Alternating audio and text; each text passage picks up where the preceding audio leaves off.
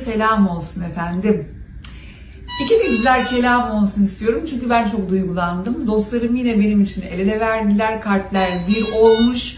Bu sözcük bile beni çok duygulandırdı. Sevgili Zara, sevgili Yıldız Tilbe, sevgili Çağla Şikel, canım kardeşim Hakan Altun, pozitifim Sabah Tümer, NB Orkestrası ve canım Selim Akar, Haluk Şentürk, Nur Öztürk, Polat Yağcı, elinden gelen herkes her şeyi yapıyor. Yine benim için yapıyor. Yine tedavim için yapıyor. Daha sağlıklı yaşamam için yapıyorlar. Çok teşekkür ediyorum. Çok duygulandırıyorsunuz beni. Ama bu benim çağrımdır. Gerçek ismim de biliyorsunuz Çağrı Tanyeli. Lütfen 12 Şubat'ta Bostancı Gösteri Merkezi'nde buluşalım.